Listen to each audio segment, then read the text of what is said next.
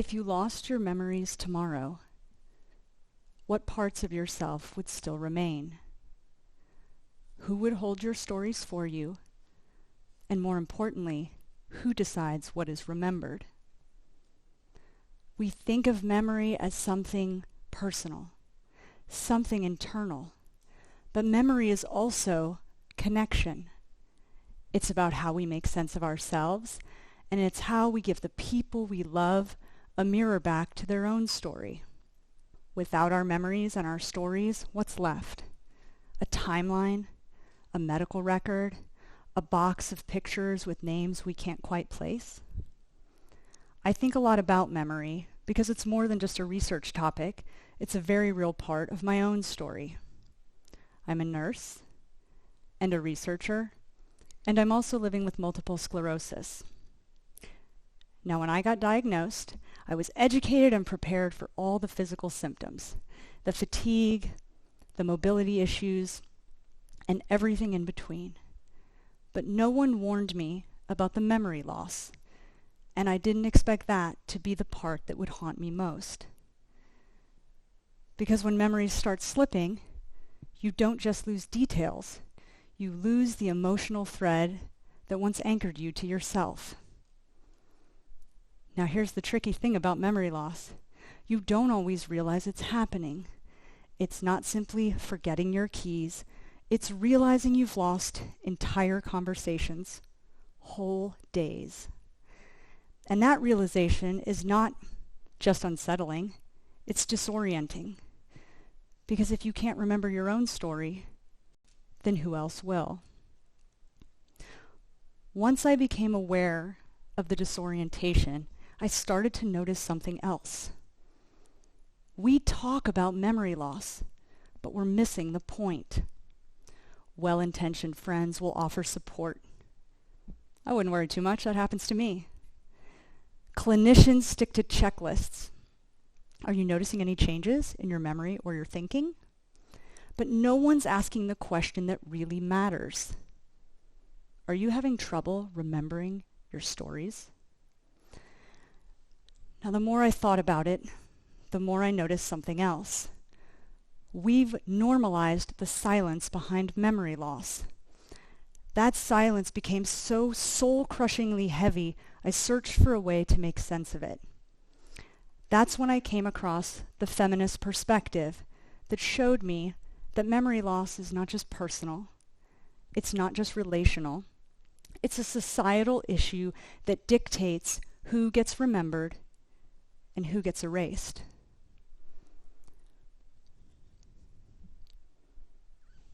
In feminist thought, women have long been the keepers of memory, passing down stories through recipes and rituals, through journals and quiet generational care. But memory keeping is not bound by gender. Anyone who holds a story, who remembers out loud, who makes another person feel seen, is doing sacred work. Because memory is not just the past, but it's about how we stay known. And when memories fade, we lose access to the meaning of what makes us who we are. That's the conversation we're not having, and that's the one I want to start right now. Now, a while back, I came across a TikTok, top 10 things to ask your parents before it's too late. And most of it was lighthearted stuff, what was I like as a kid, things like that. But one question stopped me. What is your favorite memory of me? I thought about it for a minute, and I blanked, and then I brushed it off. We've all had moments where the answer to a question feels like it should be so easily accessible, and our mind just stalls. But then I went back to it, and I started to wonder what happens one day when my own children ask me this. Not just what we did, but how they mattered. Now, they won't ask it like that. They may not have the questions quite like that. But when someone asks for a memory, what they're really asking for is to be known. Not for what they did, but for who they were to us. There's something quietly terrifying about realizing that you've lost a memory. And the fear that follows is about what that loss might mean.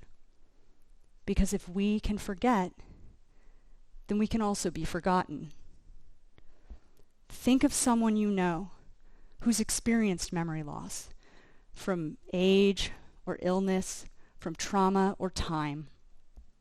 What happens when they start losing access to their own story? Oftentimes, without even meaning to, we stop asking them to tell it. We talk about them, we make decisions for them, we assume their story is over, when really, they're still trying to live it. In philosophy, there's a term for this: epistemic injustice. It's what happens when someone is wronged in their role as a knower. When their voice is dismissed, their experience doubted, and their truth seen as less credible because of who they are and what they are experiencing. Memory loss is a powerful example of this, especially when we look at people who are already silenced. Women, the elderly, people with chronic illness, neurodivergent individuals, members of historically marginalized communities. Their knowledge becomes negotiable. But memory loss does not erase wisdom. It doesn't cancel meaning. It just changes the way we need to listen for it.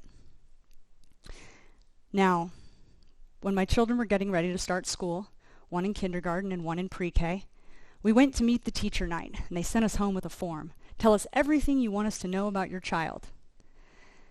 I got to work on my son's full page, front and back, my hopes, my fears, his anxieties, his sensitivities, everything that needed to be said to keep him safe and seen. For my daughter, one line. She's currently boycotting underwear. I hope to have this resolved by the first day of school. No need to call, I already know.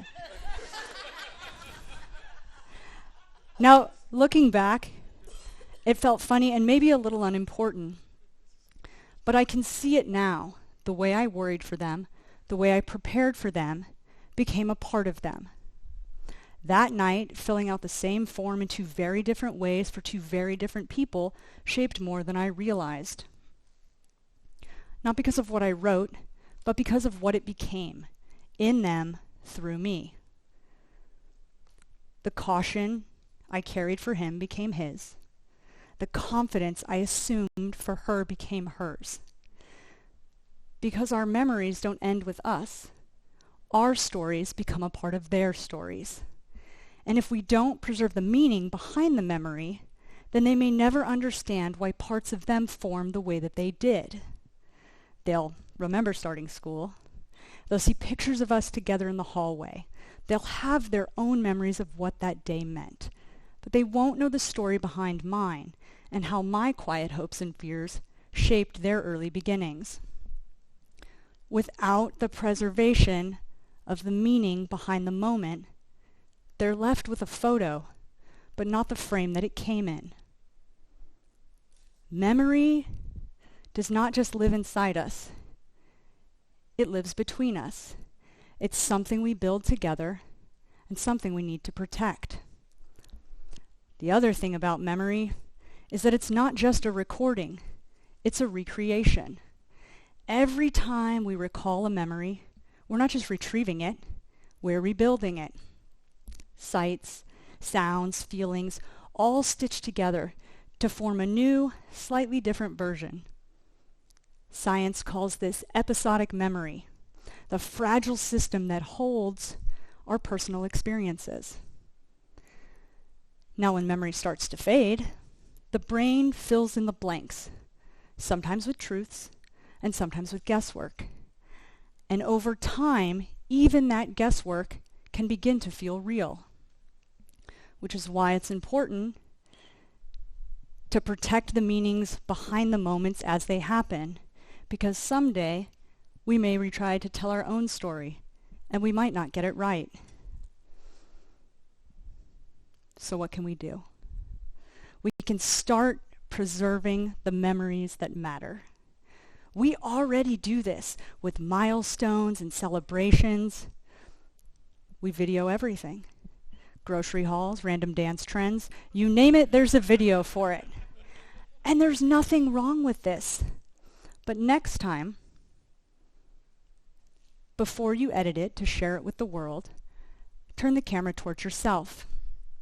Say a few words in your own voice, in the moment of what really matters.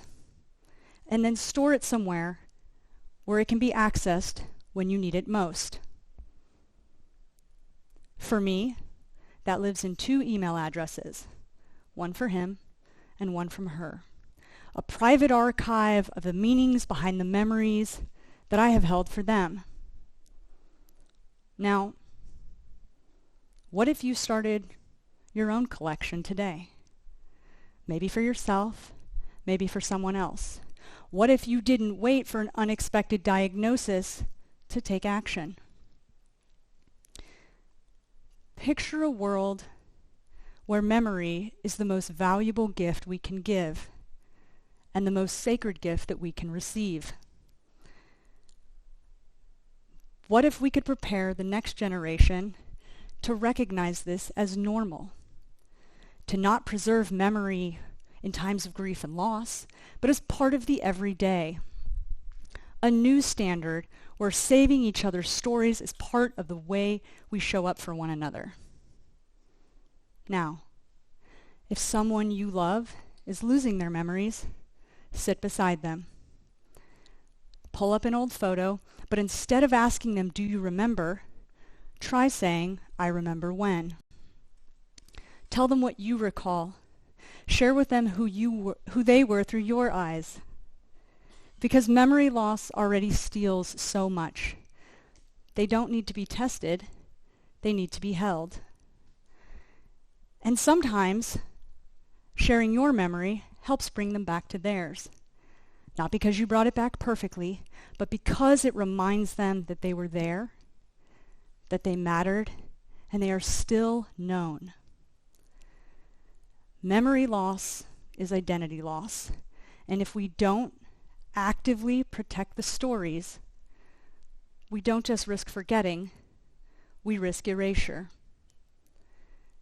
Telling our stories and holding space for the stories of others is how we push back against the idea that someone with memory loss is less worthy of being known. So I'll ask you again. If you lost your memories tomorrow, who would hold your stories? And just as importantly, whose stories will you choose to save? Thank you.